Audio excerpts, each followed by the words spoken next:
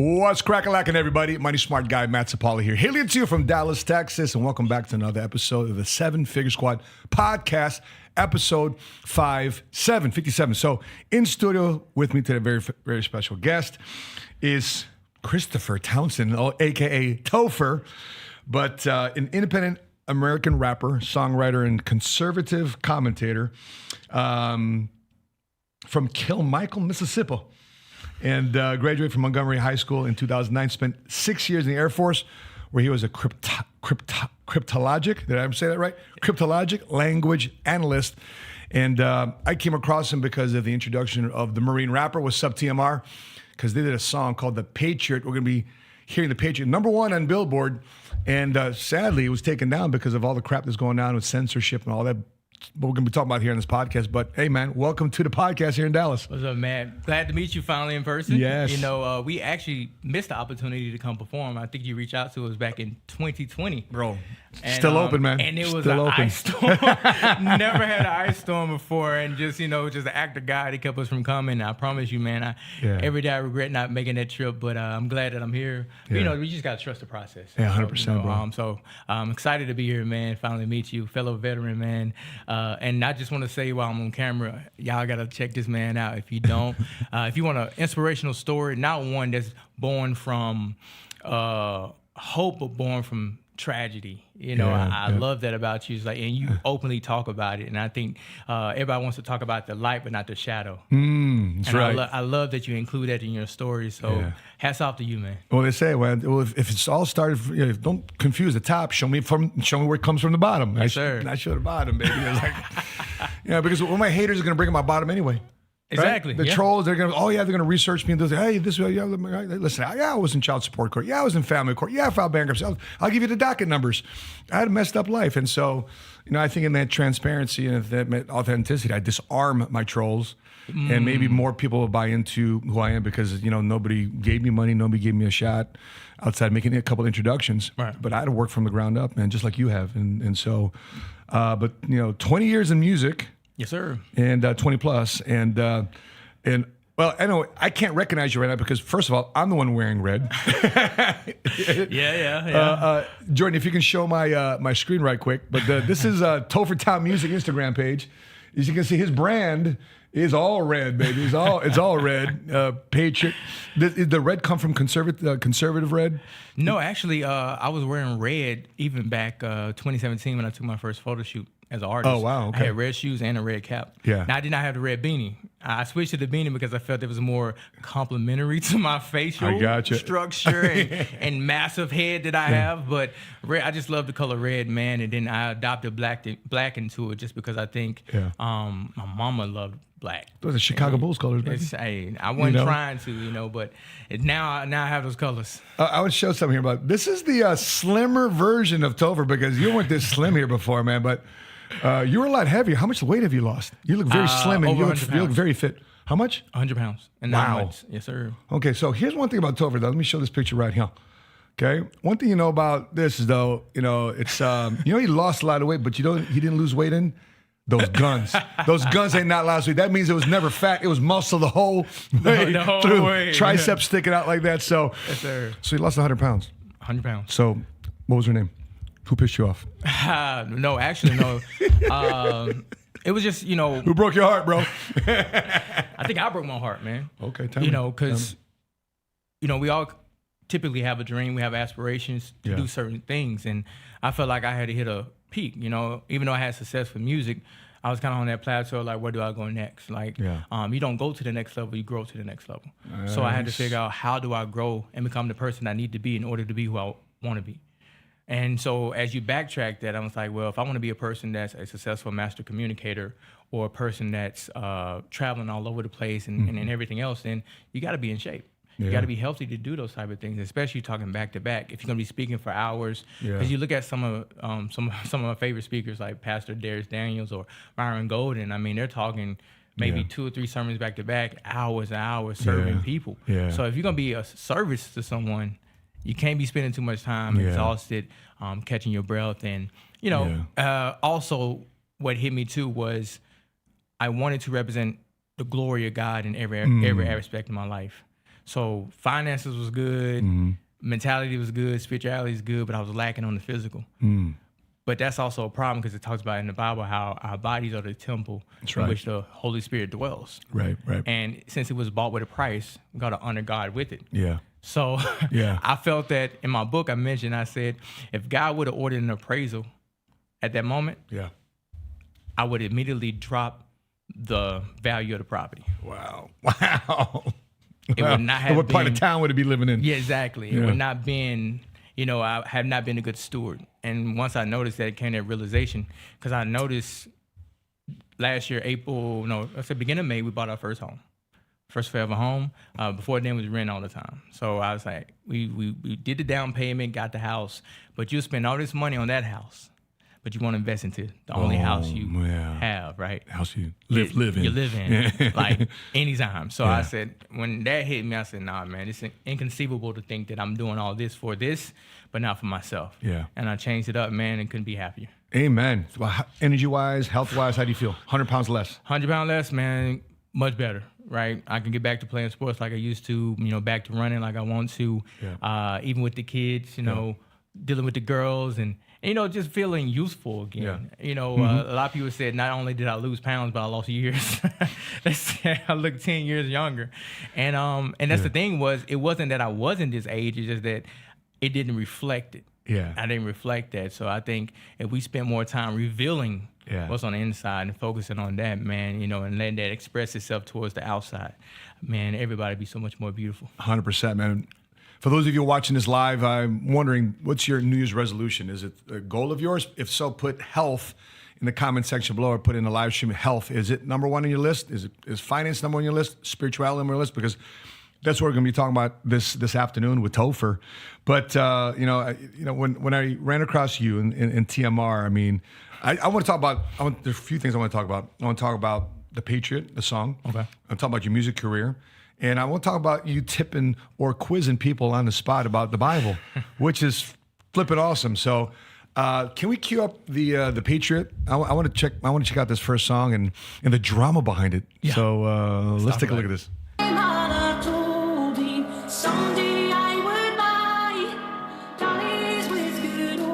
2 weeks later, removed from all streaming services. Wow.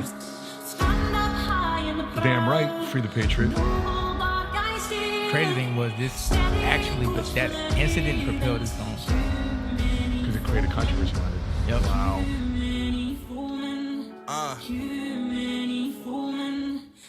Tens of thousands on my right, thousands by my side. Come on, bro. Between good and evil, watching our fists collide.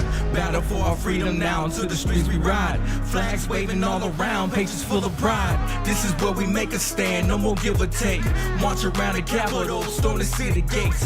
Putting pressure on their necks until the truth breaks. All walls of corruption, take out all the snakes. Star Spangled Banner, got it playing loud and proud. People from all walks of life filling up the crowd. Defend the Constitution, many warriors have vowed.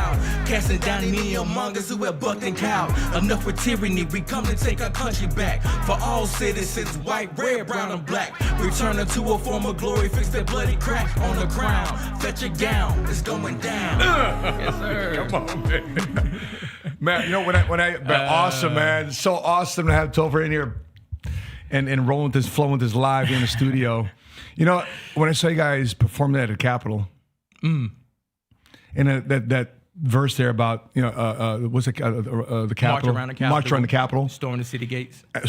I'm like, and with the crisis that was going on with Trump and all this stuff, and I was like, I wonder if that'll set off the censors. I wonder if that'll set off some shit, because people, and then sure enough, bro, things started falling. Because what was the date of them taking down your song? Same day. The same day. Exactly. Jan 6. 2021. So talk to us what's your opinion? What's going on with censorship? What's going on? Like, being a patriot now is extremist? Derogatory. Yeah. Like, you loving America is what's bad about America. And by the way, we're talking about Texas border here in a second. We're going to talk about illegal, what they call migrants now, illegal aliens crossing the border. I can say that because I'm an immigrant. But illegal, we came into this country legally, not illegally. And also, we're going to react to a video here too as well about some guy said, man, you're too stupid to know who I am. And I want to get your reaction to it too as well. But What was your initial feeling when your song got set down and it's called The Patriot, written by patriots, written by veterans, TMR, the Marine rapper, because he was in the Marine Corps, you were in the Air Force. I mean, how much more patriotic and loving a song could be and embraced by America just for it to be shut down? Well, first of all, I made a song specifically to the definition of what patriotism is. Yes. Right? A patriot is a person that fervently loves their country and is willing to defend it from both foreign and domestic enemies. That's it. That's a patriot. It does not come with a political party. It doesn't come with a religious belief. This is just a core that you stand on, so anybody can be a patriot, no matter what walk of life you come from. Yeah. So when I made that song, that was my intention, to unify people. Yeah. Right? About the beauty of this country, the freedoms that we enjoy every day, and to think they wanted to turn that song into a pro-Trump, pro-Republican, pro this and pro. I'm like, radical, right, right far wing. right. Yeah, I'm like, no, that's not what it is. And because of that, I feel like we have been falsely maligned for no reason. Yeah. And people are afraid to even think of being a patriot because of the criticism they're going to face. Yeah. And when that happened on Jan 6th, because after we performed, we weren't at the Capitol, but we was near the Capitol. Yeah. And we was performing for the Veterans for Trump. Right, we was over there performing for them, and we had while they're taking down the song, we had an 80-year-old veteran rocking to our song. He's loving it. It's hip, loving it. He's over there waving his hand and getting down. Yeah. So real patriots are enjoying the song while they're trying to silence our voices for no reason. Yeah. But about 2 or 3 hours later, after they actually stormed the Capitol or was aggressively welcome in to the, and to the Capitol, the song was just removed from Spotify. No, I didn't get an email, no calls. We went to it because we was obviously hyped for the day, and my man Jordan, he's gonna play it because it was in his vehicle, and it wouldn't pull up. So I made a video about it being taken down and how messed up it was, and then I emailed my distributor at the time, who was DistroKid. I'm no longer with DistroKid because I felt like it was their decision, not a universal decision for the music platforms. So sometimes you gotta, DistroKid, was that a label? Yeah, okay. Distributor. Distributor. So they're an independent distributor for a lot of independent artists, and so they took it down. I emailed them back and forth, and then next thing you know, I just get an email the next week saying, 2 weeks later, saying that we got to take it down from everywhere. So not just Spotify, they took it down from everything. So we immediately, the same day, decided to upload it to TMR's website. And we said, okay, we're going to upload the song here. And if you want to buy a copy of the song, you can get just one CD of the song. So just the song I bought them. For $20. Yeah. We sold 1,000. Yeah. Yeah. So we went from selling the song, making pennies on the song for a stream, to selling that one song for $20. $20. Good. And rightfully so. Good. And I was like, but that changed my perspective about stuff. It's like, man, if it's valuable, then people buy it. Yeah. Like, I feel like so many times we focus on the profit, but not the value that we give to people. Because the profit would come if you solving a problem for somebody. Yeah. And during that time, there was a morale problem in this country. Still is a morale problem. Still is. So that song was a solution for a lot of people, and it helped them get through so many bad times during 2021 and 2020. So I'm forever grateful for the opportunity. Yeah. So, by the way, I love the. Let's talk about the song real quick. I love the Viking Nordic aspect to it. I mean, what inspired that flow? I mean, when I first heard her just sing the vocals, I'm like, this is different, because I'm thinking urban, I'm thinking hip hop, but you blended the two together. Yeah, I had to give credit to my producer, Killer Vic Beats, man. I remember I saw Natty Red, is the person singing it, and I saw her go viral on TikTok, I think a day before I saw the video. Wow. And I happened to see it, and I said, man, I love her vocals. And the original version is slower, and it was like a super chanty, in a hillside, melodramatic rendition. And so when I heard it, I said, man, it's just something about this, stand up high on the prowl, noble bark I steer, steady course to the havens, human informant. And like, just the words was like, man, I really like these words. So I decided to just make a challenge. I said, if any producer has been wanting to work with me, go ahead and flip this for me. Yeah. And I just threw it out there to anybody. Yeah. The first person and the only person to get back to me, and it was that same night. It was about, I would say, midnight. Killer Vic sent me something, and I was like, yo. Yeah. Obviously, we went just back and forth to clean it up. Yeah. But the concept was there. It was there. And I was like, man, yeah, we got to get this done. And then so over the next, I would say probably about the next 2 days, we had ended up finishing that song. Yeah. And it was mixed, mastered, and released in 3 days. Written, mastered, mixed, released in 3 days. So tell me about the process, because, you know, people watch my podcast, or you subscribe to my YouTube channel because it's faith and finance, entrepreneurship. Mm-hmm. Can you unpack the creation of a song? Yeah. And then on top of that, the monetization. How do you monetize music? Well, as far as the creation of a song, I think, you know, is that the easy part? The verse. Well, that's probably the most innate ability we have. Yeah. From the Father, right? The first thing God shows us in the Bible is not that He's omnipotent, not that He's omniscient, is that He's creative. Because it says in the beginning, He's a creator. God created. That's right. Come on. That's the first thing He mentioned about who He was. Yeah. And since we were made in His image and likeness, that means we are creators as well. So we are creative. So we're gonna be creative. That is what we need to use, and that's why content creation is. And once you tap into it, is so easy. But even if you don't have your own original stuff, there's a lot of content you can pull from the Bible, and you ain't got to get called for plagiarism. It wants it to be used, right? Right. So who's the publisher? It's the man upstairs, man. he's got the copyright, and he wants everybody to use it. Right. By the way, even the enemy uses it. Even the enemy uses it. You know. So so creation starts from there. But when it comes to me creating a song, a lot of times it's built around an emotion. And during that time, I have been marching with everybody. You know, I've been going to Trump rallies and just trying to uplift and protest and be an activist. Yeah. And I was very active in 2020 and very hopeful as well until things went, took a turn during the election. And I wanted to capture the emotions of everybody that I saw. Yeah. So when I went back home and I noticed that, Bryson Gray at the time, Forgiato Low, some of my fellow artists at the time were being played everywhere we went. But I was like, I got songs. I'm a rapper too. Why ain't nobody playing my music? Then I said, I don't have a song for the fight, for the movement. I got songs, but I needed a rallying cry for what everybody was going through. So I went back home, literally after the Women's for American First. And wrote this song, saw it, and then released it, and the rest is history. Matter of fact, it ended up being #1. It almost went #1 in front of Mariah Carey on Christmas. Wow. Almost. We couldn't knock off the charts. Mariah Carey, she owns it. But yeah, it went, and then we did that for about 3 weeks, and then it got taken down January 6th. Then it didn't get re-uploaded. And it took a while to re-upload it because they said if you re-upload it and you didn't correct the issue, which they never told me what the issue was. Yeah, they never do. They never record, right? They said it was going to ban my entire catalog. Wow. And of course, they threaten your livelihood. Yeah, right? Yeah. So now I'm going to take my time. But what I ended up doing was I went to another distributor and never had any more issues from it. So I realized it had to be that distributor. And so after we uploaded, the week later, man, ended up being #1 rap digital song sales, #2 hip hop and R&B, #6 all genres.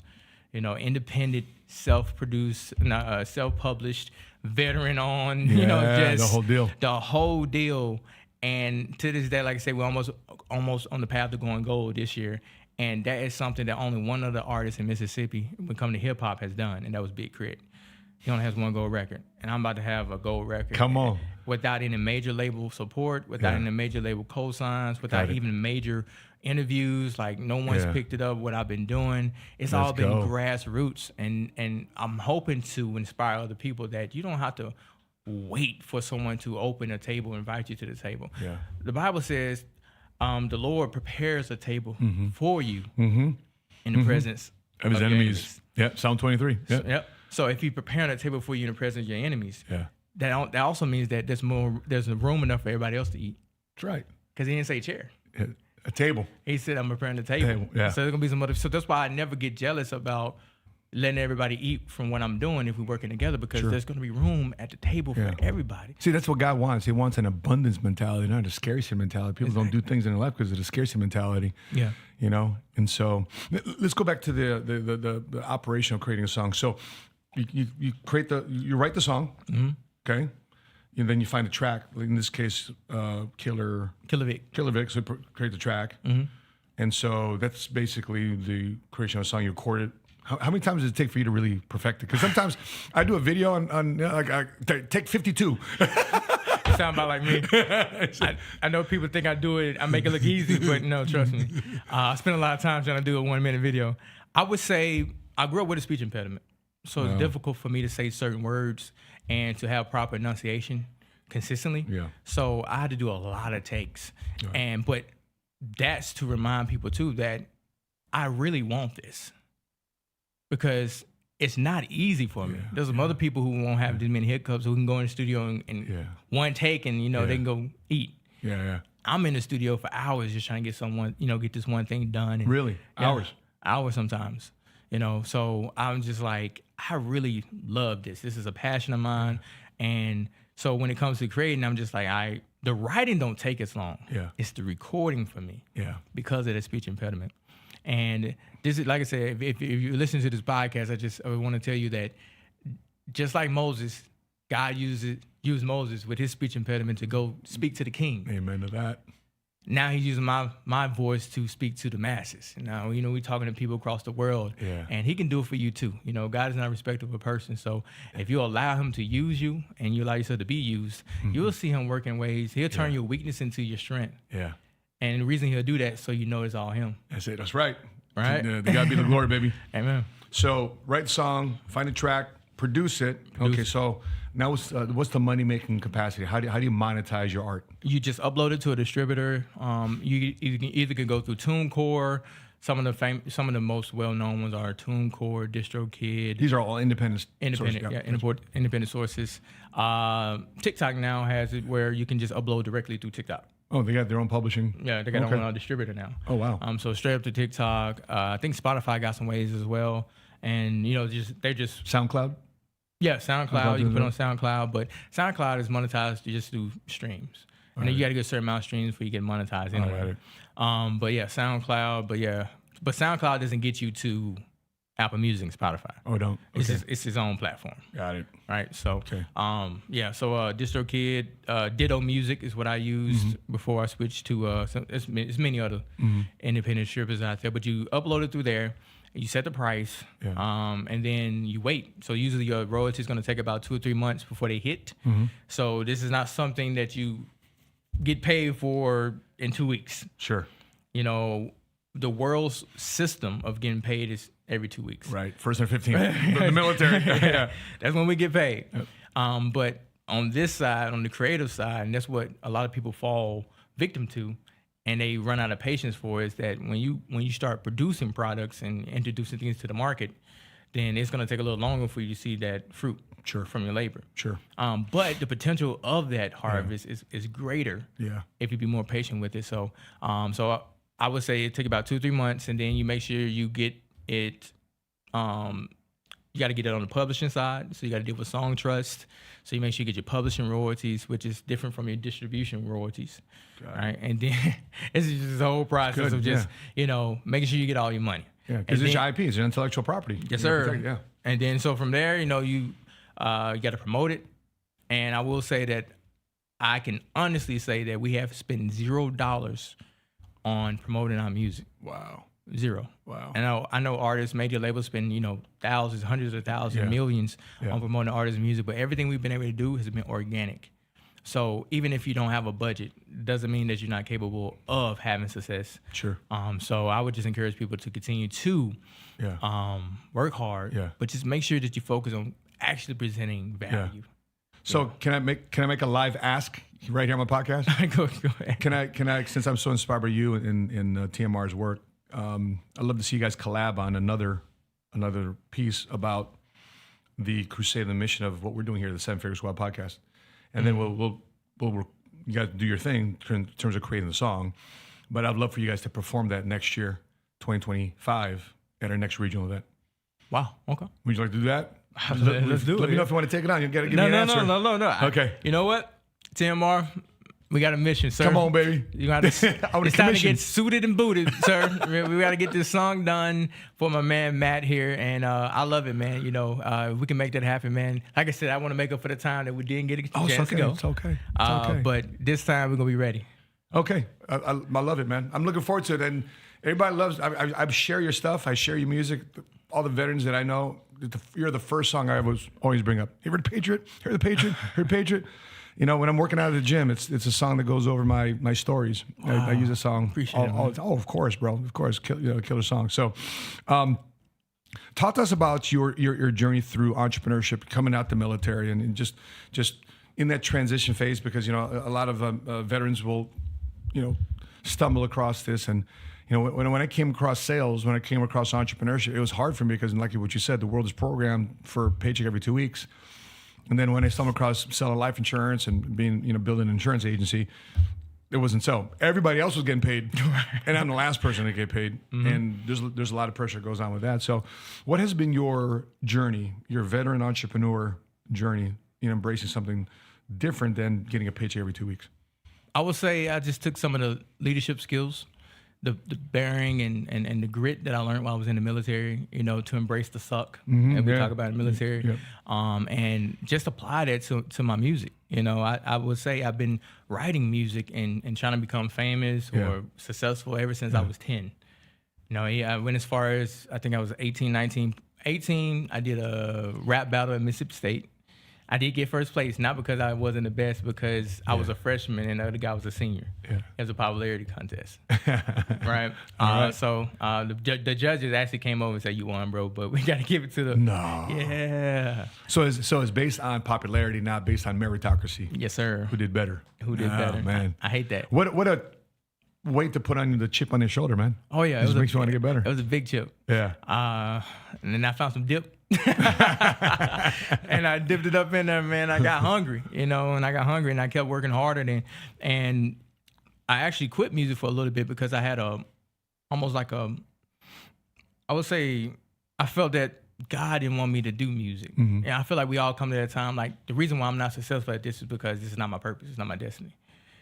And me being a true believer and wanting to make sure that I was pleasing the Lord, you know, with my walk, if I wasn't being successful, I was going to waste more of my time, right? So I said, I'm going to quit music and just focus on the military and do that. But next thing you know, music just found me again. It wouldn't leave me alone. Yeah. And I was like, why are you here? It's like, Lord, if this is what you truly want me to do, then set this up.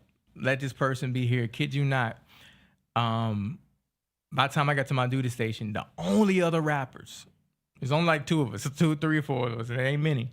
Because we worked at NSA, a bunch of nerds. They ain't too many like hip hop people. So we there, and the only other rappers just so happened to work in my section that I moved into. Wow. Just to instigate that talent. Just to be like, you know, and then they happened to be Christian, and they were Christian rappers. And it was just one of those things where it's just like, God, you know. So I said, all right, so I'm gonna get back into it, started working, and, you know, got my passion back forward. And I moved with a different mindset because I knew that obviously this is something God wanted me to do. Yeah. So why wasn't I successful? Mm-hmm. So then I started to realize that music is 80% business, 20% talent. Interesting. Right? Yeah. There's a lot of talented artists. Unless you don't want to make money off your music. Yeah, unless you don't want to make money off your music. You're just a nonprofit organization. Nah, I'm here for the project. You got to, of course. I'm finna, the Bible says, Proverbs 14:23, all hard work brings a profit. That's right. That's right. Mere talk leads to poverty. I'm not talking. I do more walking. That's right. So I want my profit. But anyway, so I learned more about the business side, how to monetize it. Like we were talking about earlier, how do you monetize it? Go from creation to being the CEO and delivering that stuff. How do you market? Realizing that showcases were nothing more but a scam, because a lot of young artists spend money to be exposed or to get exposure, when all it does is just a game that they play to take advantage of your time, talent, and ability. So once I learned that, once again, this money going back invested into myself, whether that's equipment, whether that's me learning more with this course, that's whether me doing. So the more time I spent with that, the better I became, and the more mindful I became, and the better decisions I made. Right. So I would say with entrepreneurship, even now, my ability to go to the next level is because of personal growth. And, you got to be able to grow. And especially last year, even with the weight loss, everything, you talk about reading books all the time. Andy Frisella talks about reading books all the time. Matter of fact, you go to First Form, like on their lunch break, one of the requirements is you have to read 10 minutes of a book. Wow. No kidding. No kidding. That's it. It's on the wall. Wow. Yeah. So the attention to detail in the gym. So it's a lot of stuff that I see, and it's no coincidence that the pattern to success is very similar for most people. Yep. So if there's a pattern, then why are you fighting against the pattern? Now, sure, it'll be a few exceptions, but I'm not gonna reinvent the wheel. So I started to read more, started to listen to more podcasts, started to listen to more sermons, and the more I grew on each side, right, with information, spirituality, and everything else, as I say, rising tides raise all ships. So if you're growing in all areas, you're gonna go to the next level anyway. So that's why I've been able to do more and more stuff. And now that I've developed more knowledge and more ability and skills, now I can translate that into other stuff. Was there? Because I know you're faith based. Were you raised in church or? Yeah, I grew up in church. Was there stereotypical things about money and entrepreneurship that was maybe cast in the church as a fear of the church that may have guilted you not to be successful monetarily, not to be successful entrepreneurially? Did you ever run across those stereotypes? Because I know I did. I mean, people feel guilty because you made a lot of money, but yet at the same time, they want you to tithe and give a lot of money in the church, which I thought was, okay, well, if you're looking for money, I want to be a better blessing, but you're making me feel guilty that, you want to crush my ambition and you crush my drive. What were some of the things that you experienced, if any? I would say I did kind of have an issue with that. And actually, recently, I felt bad for monetizing the content I would create from the Bible, right? Yeah. Because a lot of times people think, well, you got it from the Bible, so you should give it to everybody else for free. It's like, what? Right. But then again, you see King Solomon Yes. in the Bible. I love it. Who all he did was read the Bible, and all the wisdom that he gained was from God, yet he still sold that to the queen over in Egypt and all the surrounding leaders and she peers. paid him a ton of money just for his counsel. Just for his counsel. It's not like he said, no, it's okay, don't give you no money. I'll give you counsel for free. No, you took that tribute and put into his kingdom. Yeah. So you see that in the Bible, but also I was listening to Darius Daniels, and he reminded me that selling itself is a service. So a lot of times we don't think about selling as a service. Because sometimes when you don't got any money, or you're from the hood, or the case may be, you think that selling is one wins, one loses. Yeah. Versus actually both parties winning. Both parties winning. So when I learned that, and he really, helped me with my conviction of that, it freed me up to just boldly go. Some people still come around and say some stuff like it's crazy off the wall, but then again, it's just because they don't want to be responsible for their laziness and their lack of execution. Yeah, and applying it. Yeah. So they'd rather just hate on you, but then again, they look at you as like, man, how y'all, like I said, how you expect me to go around hand out hundreds of dollars when I quiz people if I'm not making any money and doing anything else? Yeah. Like, it just doesn't fall out of trees. That's right. Because the Bible don't even say God gives you just money for free. Yeah. He says he gives you the power to get wealth. Yep. So that means everybody can get wealth. That's Deuteronomy 8:18. Come on, but of course. Yeah. So the thing is, it's one thing to be given the power, but it's another thing to actually apply the power. Apply the power, yeah. You've been empowered, so go execute. That's why my first book, Faith Made Millionaire, it was because I wanted to give honor and glory to God, because it wasn't self-made, it wasn't team-made, although my team helped me get to where I'm at. But man, at the end of the day, bro, it was God-made, it was faith-made. Faith-made. And that's where I wanted to give the tribute to. And the first thing my wife and I cut this year was a check to the church. And some people say, well, you shouldn't, don't go to the church. These guys just buy da-da-da. And listen, however they want to steward over that finances, that's on them.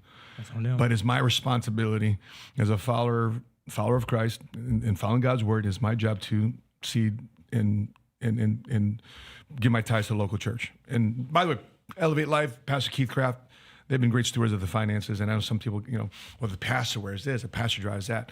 Which, by the way, that's where sometimes I draw the line. It's like, and you saw that pastor, buying that was $1, Creflo dollar, you know, and he's raising money to buy a $24 million jet. And blah, blah, blah. The other pastor with the weird eyes, he bought a jet from Tyler Perry, and he's looking down upon the report like that, and his weird eyes looking. But at the end of the day, man, the first recruit of Jesus, all right? Who did he recruit first?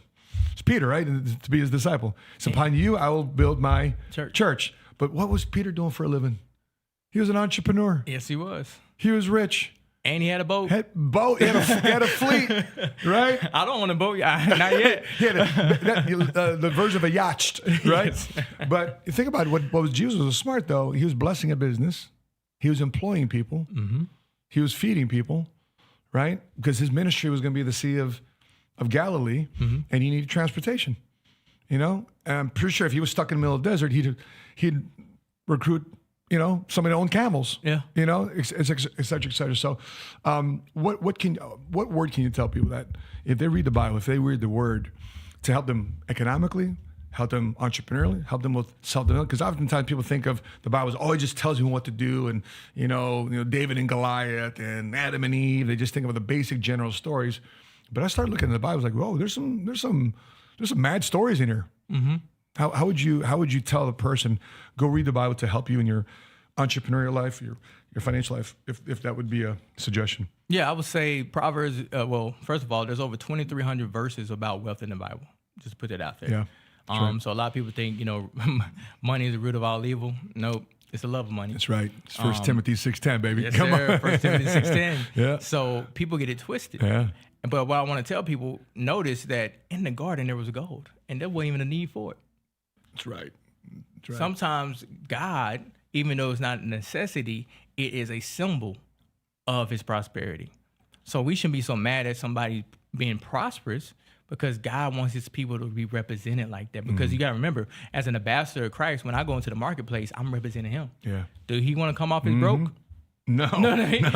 He want his riches and wealth to be reflected just as much as his love, just as much as his grace, just as much as his mercies, right? So I think when people look at it from that perspective and then realize that it's available to everybody if you go get it. Yeah.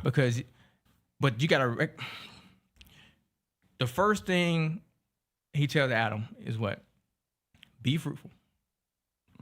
There's a be, do, have concept here. Be do. That's right. Here you go, man. Be do. So first you got to be. Be comes with time, right? So time, space, matter. Mm-hmm.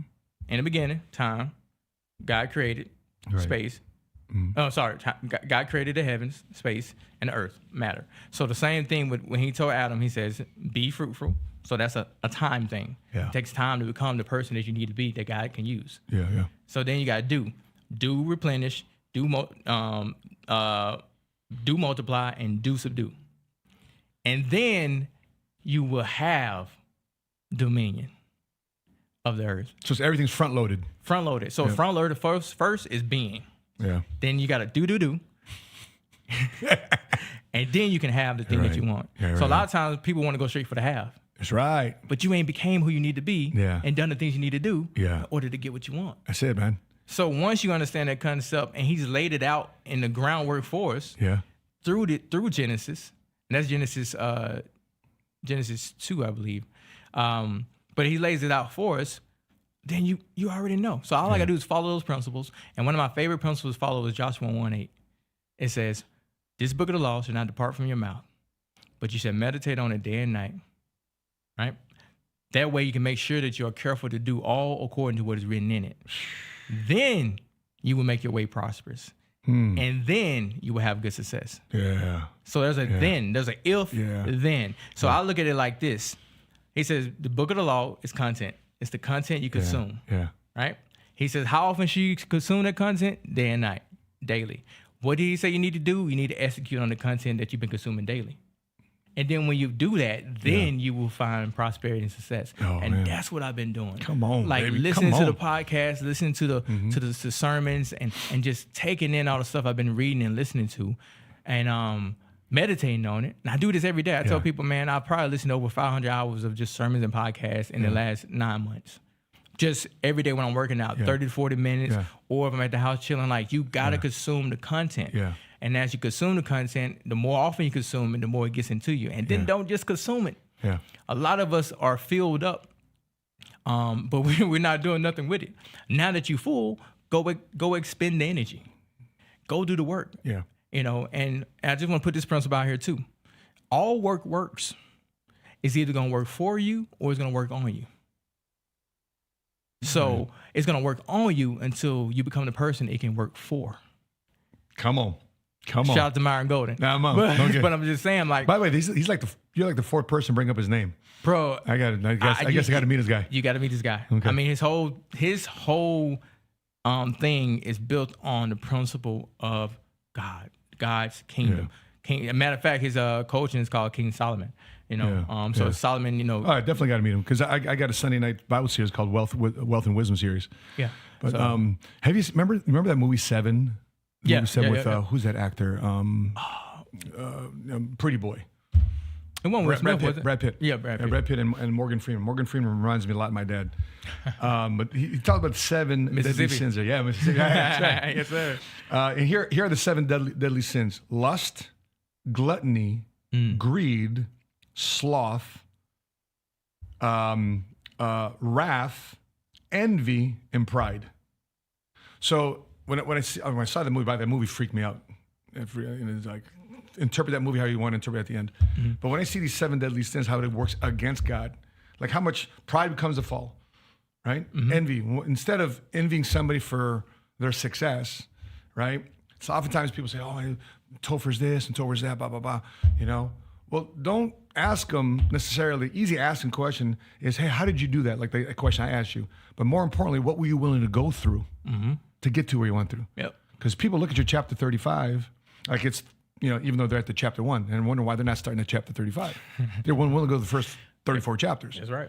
So that to me is envy. And sometimes when you're envious of somebody, it's also disempowering you to want to do the work yourself.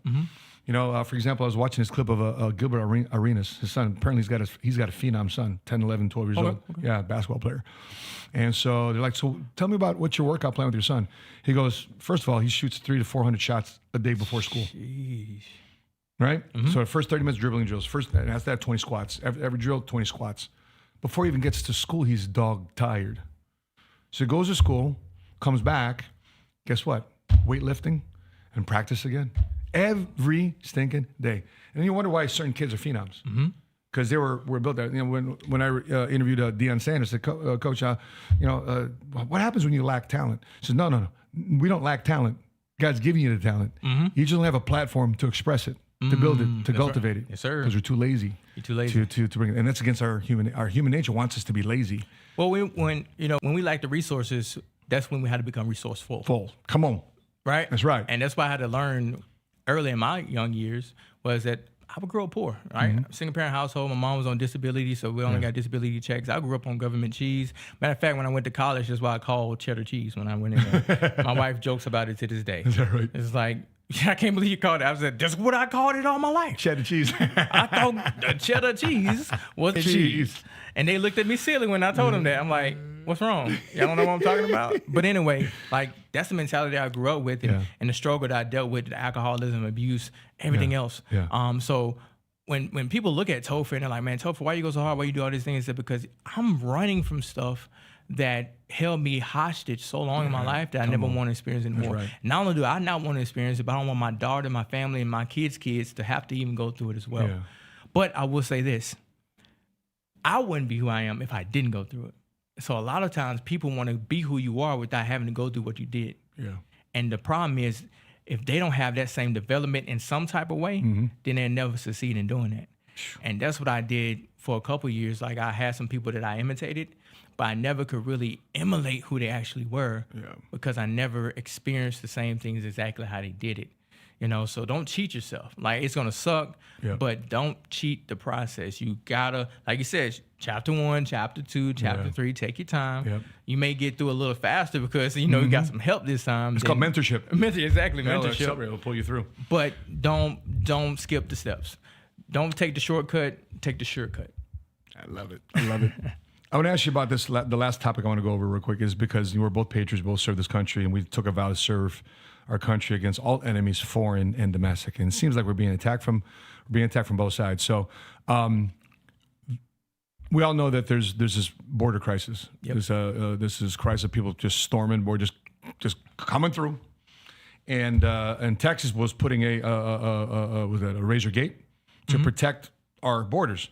So if the federal government isn't going to do it, Governor Abbott in Texas is going to do it with his Texas State Guard. Right. Well, with the help of the Supreme Court, President Biden says, no, take those gates back, let the people through. Going where? I don't know, but put them through. And so Texas, no problem. It got removed. The next day, what did Texas State Guard do? They put it back. Put it back. Because the Supreme Court didn't say they couldn't put them there. That's right. That's right. So they were smart about it. But at the same time, at some point, someone was saying the same thing, like, are we going to secede, or how far are we going to push back against the overreach of the federal government's power? Can you take a look at my screen here real quick? So yesterday, the federal government has broken the compact between the United States and the states. This is from Governor Greg Abbott's desk. Okay? So, his bullet points here, what's going on here. Here's the crazy part. Under President Biden's lawless border policies, more than 6 million illegal immigrants have crossed the southern border in just 3 years. This is more than a population of 33 different states in this country. This illegal refusal to protect the states has inflicted unprecedented harm on the people all across the United States. And you can see where Governor Abbott is taking buses and dropping them off in Texas, dropping them off in Chicago, dropping them off in New York. Chicago's where I'm from. And I'm asking my friends, New York, they're removing kids from the school that they, since we learned this from COVID, just go and learn online. Yep. So therefore, we can provide some shelter for these illegal migrants or these illegal aliens coming into the country. But there's a lot more that's coming in through Texas. So this letter was yesterday. And right now, my biggest fear is somebody, listen, our first general order in the military was to take charge of the government post and all government property in view. To take charge of this post and all government property in view. So they did take charge, but the president, the commander-in-chief said, no, just let them through. And here's the danger. The danger with 9/11 was there was enemies within that hijacked planes and created 9/11. Yes, sir. And so we don't know who's coming through. That's a problem. The thing, we don't know who's coming. We don't know how many bad intentioned people of the 6 million that's been documented and counted. There might be more. Oh, definitely more are coming through. So can we play a clip of this video, Jordan, about this person that says he was very cocky coming through because he's being treated like whatever. And guys like, you don't know who I am. You're so stupid. You don't know who I am. Let's take a look at this video. He'd been conducting... No, the other one. Not that one. Not Governor Bruce. You are smart enough, you would know who I am. But you are really not smart enough to know who I am. But soon you're going to know who I am. Look at that. He's a freaking terrorist. Crossing the damn border. Cocky enough to cross the border. Convicted. It was released last week. And where is he? Crossing our damn border. And this guy's probably in charge of a larger cell group that we don't know about.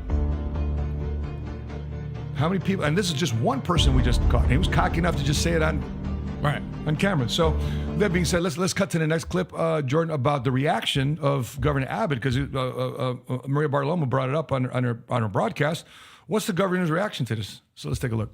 He'd been conducting interviews with migrants who crossed into the U.S. Your reaction to that answer, soon you will know who I am. So I'm so happy that a video surfaced because there's an argument that we've made at the United States Supreme Court, because we have one or two cases in the Supreme Court as we speak right now against the Biden administration about illegal immigration. And as the court weighs and considers our defense against the Biden lawsuit, they have to consider whether or not there is an invasion going on.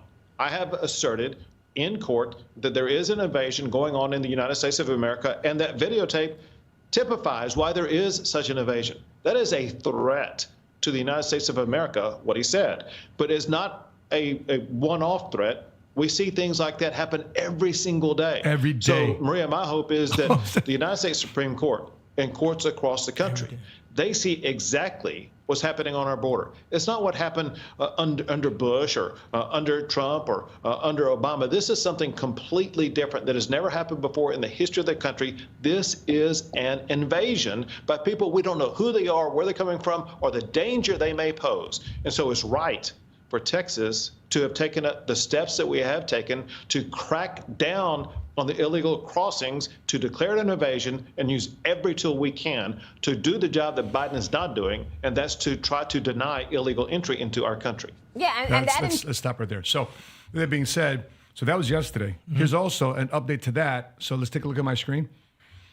So these are the other states in the United States that back Governor Abbott. Yep. Mississippi, baby, let's go. I just want to make sure we on there, before I say anything. But yeah, 25, that's well, I expect us to back them because it's true. Half the states support this. But the thing is, it's weird to me that we have this inability to compare, or at least they do. I know we do. Yeah. But if that was your backyard. Yep. And these people just come and chilling and eating snacks next to your kids that's playing in the yard and everything else, then you'll probably call the police and have somebody enforce a restricted area. But because it's the United States and it's not near you, you want to treat it differently. And that's why, the first things I loved about it, I put this in the song one time. I said, it's crazy how I put in my song Circle Back. I said, does the fence around the Capitol means they support borders now? Because remember, because they want to let them through. After Jan 6, they put up fences all of a sudden because now I thought fences don't keep people out, right? Right. So to it's protect themselves. They're trying to protect themselves, so they put a fence up. Yeah. So how come we can't put a fence up? Well, you want to protect America? It's like, I mean, for those of you who are watching this, what's your thoughts on it? You're watching this live. I mean, is this an invasion? Is this an attack on our freedoms? Is it an attack in America? It's low key that people are just infiltrating. I mean, they're so cocky to just cross the border. Because they know nobody's going to stop them. I've got plenty of guys that are I got Marines buddies that are activated to defend border. Marines activated to defend our border. I got buddies that's a realtor turned National Guard in the Army. He was activated and said, "Listen, man, we pulled guys here that was on the most wanted list like every other day, coming through in the trunks with 3, 4, 5 guys coming through." So, have you seen that movie, The Red Dawn? Oh, no, I don't think so it was back Patrick Swayze back in the day. It was their kids were just at school and they see a bunch of paratroopers just coming in as Russian soldiers. They updated everything in 2011, 2012. Red Dawn update for the new century, and instead of it being Russians, it was Koreans. Oh yeah, I think I see that one. Yeah, they're just invading cities and towns, right? And so could this potentially be the Red Dawn moment of America, low key? Low key ain't the point at this point. Like they're high key coming in now. Yeah, they're just making it obvious. They're making it obvious. Yeah, you will know who I am. That's And if the other obvious thing is clearly our president or our government is corrupted.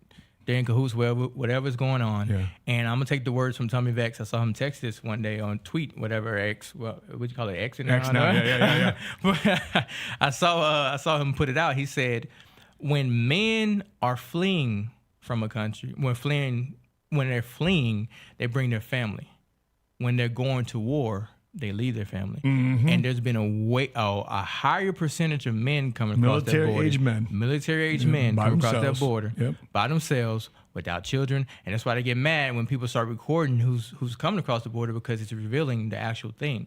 Now, I'm not a gambling man, but if I had to put my bet on it, if we don't do something soon, something is going to go, because you got to think about this. I saw a statistic that said the number of legal immigrants crossing the border has now superseded the amount of children being born in America. That's right. So we have illegal immigrants outpacing naturalized citizens here, and no one is raising a red flag about this. This is a problem. So now, and I'm glad we overturned Roe versus Wade, because not only were we having less kids that were coming in, but we was also killing the only kids that have been born too. So it's like, man, there's an enemy here that we need to recognize, and it's not a blue thing, it's not a red thing, it's just a principle. It's a moral. It's like if we continue to be exposed this way and we don't close this hole, I just feel bad for not only the people of Texas, but like you said, they're taking away resources from the kids in Chicago and New York. Like, how you gonna kick kids out of school? Who kids, are paying tax-paying citizens. Tax-paying citizens, but now you're putting the parents in a bad position because how they supposed to raise the kids and teach them? They working full-time jobs. That's right. But now they got to somehow figure this thing out. And kids are already having poor literacy rates anyway. So we're doing nothing to better ourselves from this. So I'm a big advocate for secure the border, do it right, because you're disrespecting the people. Like you said, your family, they came over here and did it the right way. Right? There is a proper way. You just got to wait your turn. But that's another thing. People don't want to wait their turn. It's this popcorn mentality thing. I went in. And so, listen, man, I appreciate you dropping by here in Dallas, all the way from Mississippi.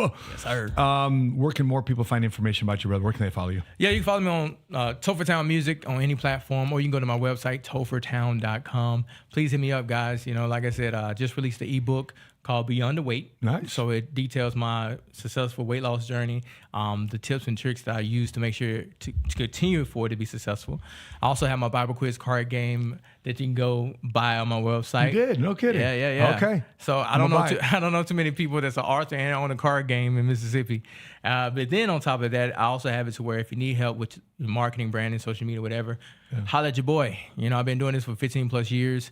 I did it professionally for 2 years with marketing, graphic, and video design. So I got a lot of experience that I'm just trying to help, you know, share with the people, right? It's not for me to hoard, but for me to help service others. So come, let's help one another out. But yeah, tophertown.com. I love it, man. Make sure you connect with Topher. And by the way, if you've been watching this conversation, and you watch it all the way to the end, please put in the comment section below Topher.